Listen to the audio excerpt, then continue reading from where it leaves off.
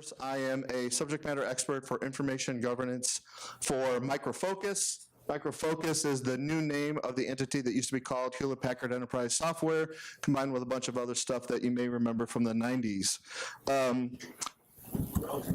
My goal today is to talk to you about what you can do for legacy data.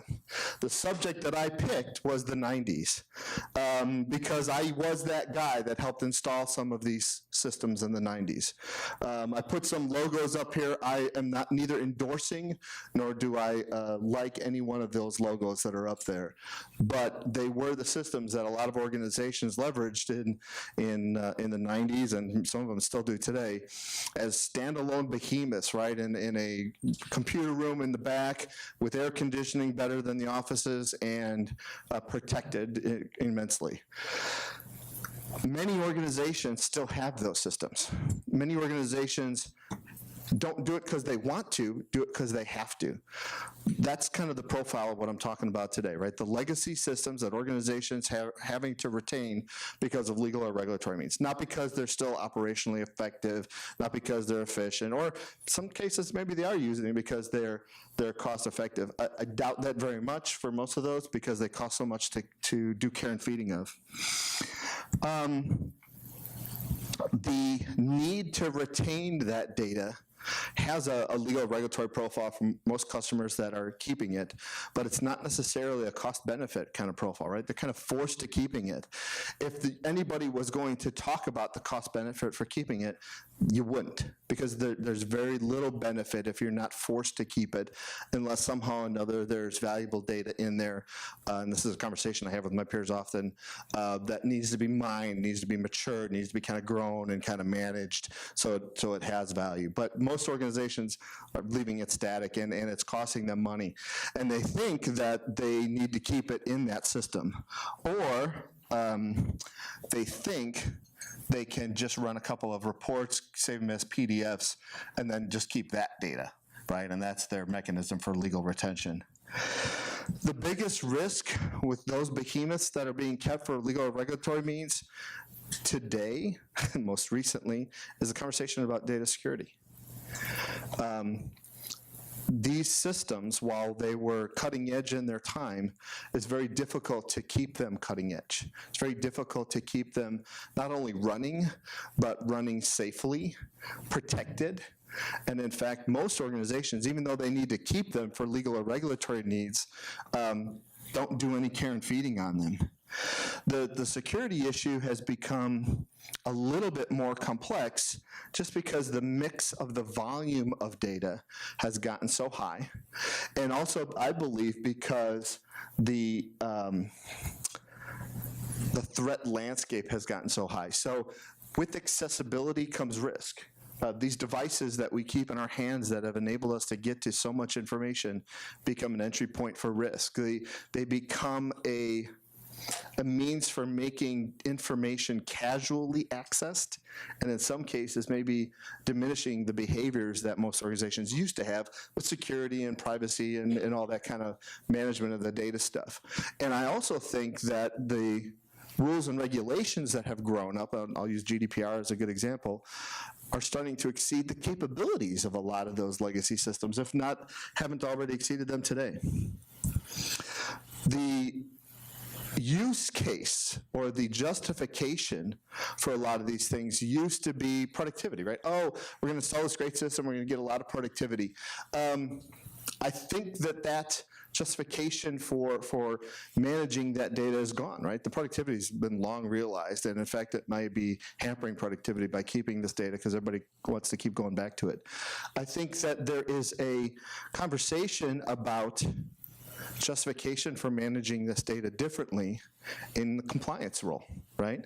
In the privacy and security role, that in fact the combination of these two things can emphasize a change in how this data is managed, a change in how it is managed out of the organization, or a change in how it is managed from an accessibility or from a growing it perspective or leveraging it. I'm not a slide reader, so if anything comes up that you want me to talk about, you have to ask across the hall.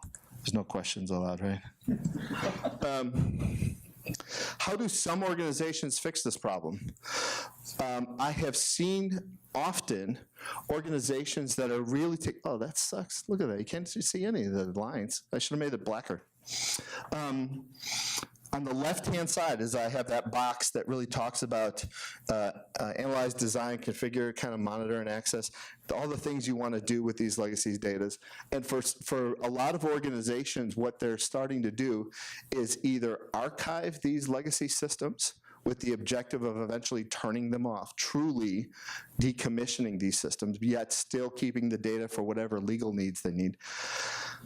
For some organizations, that archive is with an emphasis toward easier accessibility, right? So eliminating the originating authoring application, yet still making the data available for the reporting that they used to do, all the fancy things they used to do with the data, whether that reporting is the native kind of report generator they used to have, or whether it's specialty reporting tools that they have today, whatever, right? And also, in some cases, creating data elements or data objects out of these databases that they're treating as records. Put together all employees with a separation date from 2008 and older. This object, this thing that you create, I'm going to keep as a record for 1 year, take it through my disposition process, and get authorization to delete them. Some organizations are doing that, and in fact doing that, again, with an eye towards decommissioning of those systems, but also using that formula of archiving that data out and actually treating it as individual records when you archive it out as a means for documenting disposition and disposal. Also as a means for proving their return on investment, because if they can turn off those legacy systems, they can certainly realize a great deal of revenue savings that they probably couldn't using normal kind of rot analysis of the G drive kind of stuff, right? Because those legacy systems truly have a significant burden in most IT organizations from a maintenance cost perspective or from a care and feeding of the boxes and wires that support them perspective. These organizations are leveraging open standards for the data, creating data objects out of these complex databases that in fact can be accessed using just about anything, using HTML pages or using application tools that can render what PeopleSoft used to look like, or render the data in a way that looks better than it did before, or is easier to access. Still accessible, but still immutable, treatable as a record and not changeable, but still leverageable by the organization, whether they're doing it at the data record level or whether they're doing it from a reporting perspective across the entire gambit. These organizations we're seeing are doing this also as a means for keeping forever. I hate the word forever when it comes to records management, because that doesn't really mean what most people think it means. To me, forever means I have to change it every 7 years, or I have to do something to it periodically to keep it alive. These open standards are a great means for being able to do that. I used to be that guy that said, oh, just keep it in the native Informix database. Keep it in the native Sybase database. Keep it in the native SQL database. You can't do that forever. You need to have a means for transformation and being able to say, here's an industry standard that's kind of my PDF-A, so to speak, version of databases, and let me go ahead and use that as my means for transformation, right? So when the new version of databases comes out, says cheaper, faster, better, I can port that data to that and keep accessibility high, or keep the ability for this data to live forever high. Pharmaceuticals significantly have that challenge. These open standards and these methodologies for managing the data are very successful. People are really turning them off. They're turning off their PeopleSoft. They're migrating to Workday, the SaaS application that everybody's using for HR stuff, yet still doing their legacy retention of records out of the old PeopleSoft system, and still keeping it accessible in case there's a regulatory inquiry, or in case I have to produce something, or show me every person that was hired that was male with blue eyes, or whatever I have to do something. These successful migrations come from tools that have a legacy of doing something completely different. there have always been tools that were called ETL tools, right? Extraction, transformation, and loading tools. Tools that are good for getting data from point A to point B. The tools that we're seeing today are kind of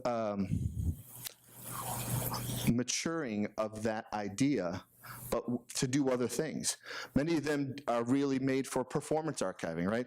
Take my operational database and make it half as big as it was before so it's faster, yet still keep my data available, right? Traditional normal archiving. When I access old data, it'll show me the old data. When I just want new data, I get all the benefits of a new data system. On the right-hand side, a lot of these legacy systems were really made for testing. Hey, we wrote a brand new program, we really need to test some data, let's just make a copy of production. No, you can't really do that. Let's make a subset of production that looks just like production, but take Rich's social security number and encrypt it. Make sure it still says 3-2-4, but encrypted enough so that we can test our applications. Well, suddenly, this encryption capabilities is now a data privacy requirement. These things that used to be used for testing now can be used to proactively protect data, or should be used to proactively protect data. Some organizations aren't doing that, right? These applications now are starting to do this type of activity of performance archiving and making subsets of data to do actual application retirement. These subsets of data aren't test databases anymore, they're records. They're collections of documents with specific record rules that are of reasonable size in the number of records in them, so they're dispositionable. My famous phrase, a reasonably dispositionably sized object, that crazy term you hate. The idea that you're going to create something that you can actually convince people to delete, not create one big thing that no one will ever delete. The application-like access, again, to be able to turn off a retiring system and still be able to get to the data. And also the discovery and encryption, well, that's the part where suddenly what I used to be able to do for testing data, now I can use for live data. Find all instances of a social security number. Well, it's easy, it's a database, right? I have a table that says social security number. I know where to encrypt it. Just encrypt that whole column. The tools that are available these days also can look at the entire database and say, here is a comments column where Rich's social security number was added because it was used as a means for validating who he was when we contacted his cable provider, who for some reason needs my freaking social security number. Finding those types of data that aren't in the data model, nobody expected to be there, but are there, and are liabilities to my company, extremely important suddenly, right? Suddenly everybody's really worried about these things. The ability to find these things when they're not, where they're not supposed to be, document that we found them, document that we acted on them, document that we protected Rich's social security number. Two things it does, it makes Rich happy, right? Because my social security number is safe, well, used to be safe, and protects my organization's reputation. How expensive is a data loss incident? I don't know. A job sometimes, millions of dollars sometimes, reputation loss, 35% of my stock value of my company maybe. I mean, these kinds of things are happening. And the tools that we're seeing that are growing up to be able to do these things, you'll see them called more like structured data managers or something other than ETL, extract, transform, and load. Less functional and more business related. Most of them are easily customizable. I can make a program that looks just like PeopleSoft, so I don't have to still pay Oracle for PeopleSoft and Oracle databases. I can still get the look and feel I want for the data when I need it, but only when I need it. Does this make sense? Why are organizations doing this, or how are they doing this in the framework of governance overall, or what does this have to do with information governance? This diagram that I use often is really kind of the framework for both security and compliance. And we're seeing this overlap of these two disciplines a lot right now. The idea is that organizations, or IT organizations in particular, need to get good at certain things, right? They need to get good at being able to see into the data so they can act on it consistently and document that they're acting on it in order to help their auditor feel comfortable that they're really doing it, or to prove that their regulator they're doing it. These verticals right here are really talking about structured data on this side, right? The ability to extract and manage data that normally is in databases as distinct kind of separate records and objects, being able to do things like redaction and filtering and masking of that data so no one can ever see it, or encryption of that data so only the right people can see it. To be able to prove to a regulator that it's encrypted data. When the data leaves my organization, it's of no value, right? The analogy I like to use is the die pack, right? In the stolen bag of money. If I go into a bank, steal a bag of money, I walk out, the die pack explodes, the money's worthless. I can't use a $100 bill that has red ink on it. Same with the data. Be able to show my regulator that this data is encrypted, I still have the keys, it's of no value. I don't have to tell Rich I lost his data because I didn't lose his data. His data is encrypted. I have to tell my regulator still that there was an event, but I don't have to send him a postcard anymore and say, hey, sorry, we lost your data. Here's your new credit card. Because that's what the obligations are. And this capability set really fits into a context of doing other things, well, like normal classification and categorization of records, the policy and obligation relationship of what those records have. On the left-hand side, unstructured data, right? Being able to do the same analysis and understanding your data from the structured side, except do it on unstructured. This framework is really kind of where this fits in. If you're really trying to talk about why does my organization need to have the capability to manage structured data differently, this is kind of the conversation you want to have. You want to have a conversation about, well, a security and compliance-based organization needs these capabilities in order for us to not only do what we have to do today, but do what we might have to do tomorrow, or do what the jurisdiction we might go into tomorrow requires us to do. And these slides will be on the site too, so you can actually read them. That's a lot of information all at once. I'm going to be across the hall to answer any questions, but that's kind of my discussion today about trying to resolve the sins of the 90s and the ERPs that we all installed then. Thank you for your time.